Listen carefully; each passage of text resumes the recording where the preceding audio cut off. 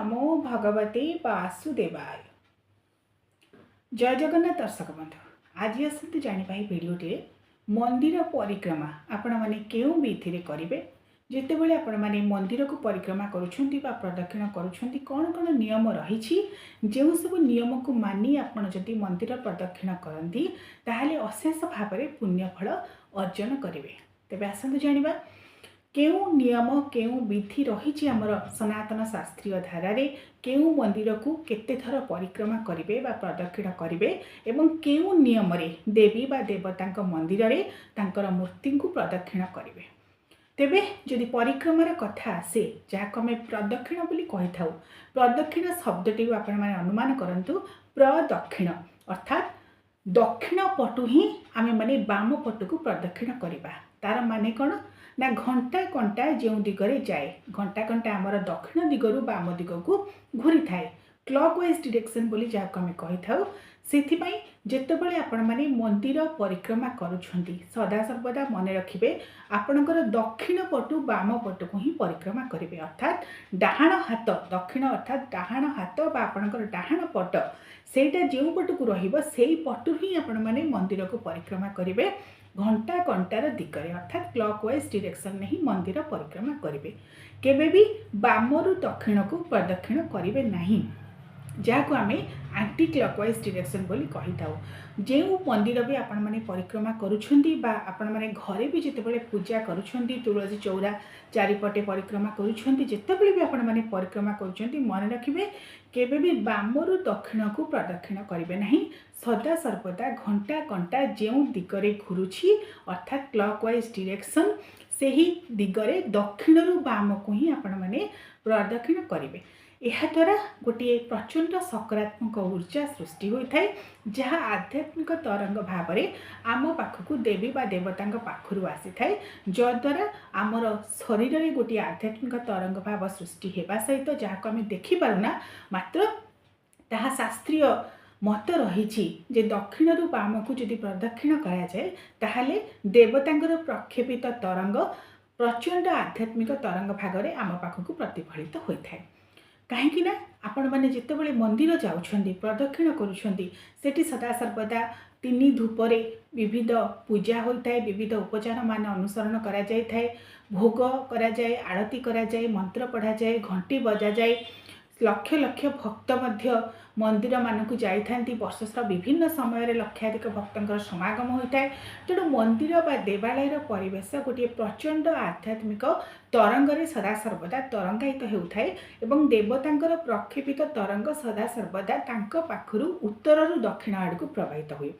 तेणु जेहेतु देवतांकर आध्यात्मिक तरंग जहाँ कृपा रेणु रूपरे उत्तर दिगरु दक्षिण दिग को प्रवाहित हुए एवं आपण माने जदि आपणकर दक्षिण पटरु प्रदक्षिण आरंभ करेंगे देवता पाखु बा देवी पाखु जो आध्यात्मिक तरंग आसी थाए, जो शक्ति आसी थाए, जो ऊर्जा आसी थाए सकारात्मक ऊर्जा, से आध्यात्मिक ऊर्जा आपण शरीर में मन में भल भाव प्रवेश करें एवं ताहा आपणकर मनन रे चिंतन रे एवं आपणकर शरीर मध्य उत्तम रूप से प्रतिफलित होता है। से आमर शास्त्रीय धारा रे जहाँ नियम रही सदा सर्वदा डाहाणु बाम आड़ को जहाँ दक्षिण अर्थात प्रदक्षिण बोली कह जाए, दक्षिणु बाम को ही आपण माने प्रदक्षिण बा परिक्रमा करेंगे। ये हूँ प्रदक्षिणर गोटे विशेष नियम।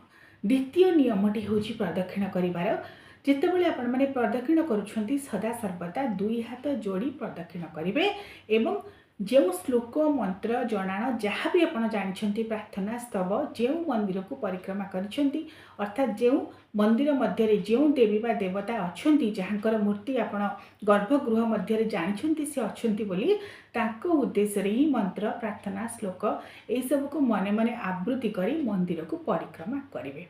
ताद्वारा देवी बा देवता संतुष्ट होती, आध्यात्मिक तरंग उत्तर दक्षिण भाग को जेहेतु प्रवाहित हुए आपणकर प्रार्थना से शुणती और आपण शरीर और मन मध्य से आध्यात्मिक तरंग को भल भाव में ग्रहण करती। आउ गोटे विशेष कथा होची मंदिर बा देवालय देवी बा देवता को दर्शन करने पूर्व सर्वप्रथम परिक्रमा करिवार विधि रही। सीधा सड़क भाव में आपण माने जाई देवी बा देवता को दर्शन करेंगे नहीं, सर्वप्रथम परिक्रमा करेंगे तापर ही देवी बा देवता को दर्शन करेंगे। तेबे परिक्रमा नियम संपर्क में आपण माने जानिले। एबे आसतु जानिबा केउ देवी बा देवता मंदिर को केते थर आपण माने परिक्रमा करेंगे। ए संपर्क में दर्शक बंधु सुंदर भाव में आम शास्त्रीय धारा विधि रही गोटे गोटे विधि आसतु जानिबा। आपण माने जदि गणपति विघ्न विनाशन प्रभु श्री गणेश गजानन मंदिर को जाउछन्ति दर्शन करने दर्शन करने पूर्व परिक्रमा निश्चित भाव में करेंगे। प्रभु श्री गणेश मंदिर को 3 बार परिक्रमा कर विधि रही कहुए। प्रभु श्री गणेश जितेबाला कार्तिकेय सहित कंपिटिशन चली जे किए सर्वप्रथमे सारा विश्व को भ्रमण कर आसबे। प्रभु श्री गणेश निजर चतुरतार परिचय दे निजर माता पिता अर्थात प्रभु शिव शंभु शंकर माँ पार्वती चारिपटे 3 बार बुली आसी एवं माता पिता चारिपटे 3 बार बुली आसी से प्रमाण देखते सारा विश्व को से भ्रमण कर आसी।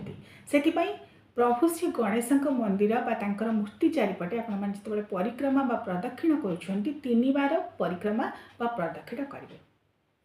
सेहीपरि प्रभु श्री हनुमान जी हनुमान मंदिर जो आपने प्रदक्षिण कर 3 बार प्रदक्षिण करेंगे। एवं जदि शिव शंभु शंकर मंदिर परिक्रमा कर मन रखिए केवे भी पूर्ण परिक्रमा करेंगे ना, सदा सर्वदा अर्थ परिक्रमा करेंगे। पार्वती कुंड बा जहाँ जलधारी बोली कहुए जो शिव शंभु शंकर लिंग उपर जहाँ कि द्रव्य आम अर्पण कर मंदिर मानक पूजा करा से पार्वती कुंड में जाकि जमा होता है। तेणु जेहेतु प्रचंड शक्तिर उत्स से पार्वती कुंड को केवे अतिक्रम करेंगे ना, से ही फेरी आसबे। तेणु शिव मंदिर जितेबाला परिक्रमा बा प्रदक्षिण करेंगे मन रखिए अर्थ परिक्रमा करेंगे, पूर्ण परिक्रमा करेंगे ना।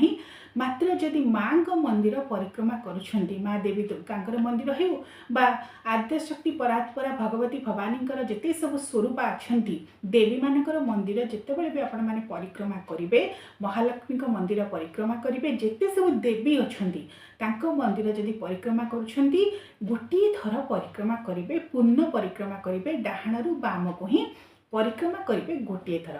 महादेव मंदिर मन रखिए डाहाणु बाम को गोटे थर परिक्रमा करेंगे, मात्र अर्थ परिक्रमा करेंगे, पूर्ण परिक्रमा करेंगे नहीं। पार्वती कुंड पाखु फेरी आसबे, मात्र देवी मान मंदिर से डाहाणु बाम को अर्थात घंटा घंटार दिगरे परिक्रमा करेंगे, गोटे थर पूर्ण परिक्रमा करेंगे, जद्वारा समस्त प्रकार पूर्ण फल माँ कृपार प्राप्त हो बोली विश्वास करा जाए। सेहीपरि जदि प्रभु श्री नारायण विष्णुंकर मंदिर परिक्रमा कर अंशावतार जेपरिक मर्यादा पुरुषोत्तम रामचंद्र प्रभु श्रीकृष्ण महाप्रभु श्री जगन्नाथ जे स्वयं श्रीहरि नारायण विष्णु स्वयं अवतारी स्वरूप तांको मंदिर श्रीमंदिर जितेबाला परिक्रमा करुछंती 4 बार परिक्रमा करिवार विधि रही। धर्म अर्थ काम मोक्ष जन्म जीवन मृत्यु एवं मृत्यु परर जीवन जहाँ पुनर्जन्म बोली कहुए, कारण मृत्यु पर पुनर्बार मनीष आउ थे जन्मग्रहण करे आमर शास्त्रीय विश्वास रही। बारंबार बारंबार विविध जोनि जन्मग्रहण करने जदि से भल कर्म करें तेज तार मोक्ष फल मिलता है। तेणु श्रीहरि नारायण विष्णुंकर मंदिर 4 बार परिक्रमा करेंगे, सूर्यदेव मंदिर 7 बार परिक्रमा करेंगे, कारण सूर्यदेव को आम 7 बार जल अर्घ्य प्रदान करिथाउ एवं शनिदेव मंदिर जदि परिक्रमा कर 7 बार से मंदिर को परिक्रमा करेंगे। तेणु मन रखिए प्रभु श्री गणेश मंदिर 3 बार, श्री हनुमान मंदिर 3 बार, श्रीहरि नारायण विष्णुंकर मंदिर बा अंशावतार देवता मंदिर 4 बार एवं देवी मानकर मंदिर होउछि गोटे थर पूर्ण परिक्रमा एवं महादेव मंदिर होउछि अर्थ परिक्रमा। यही न्याय समस्त मंदिर मानकर जितेबाला आपण माने परिक्रमा करुछंती यही विशेष विधि को अनुसरण करेंगे, डाहाणु बाम को ही परिक्रमा करेंगे, भक्ति भावर सहित निजर श्रद्धा को अर्पण करी देवी बा देवता मंदिर जदि आपण माने परिक्रमा करेंगे ताहाले देवी बा देवता जो प्रक्षेप आध्यात्मिक तरंग आसे ताहा आपण भल भाव प्रतिफलित होगा द्वारा तांकर कृपा ऋण आपण माने पाई परिबे।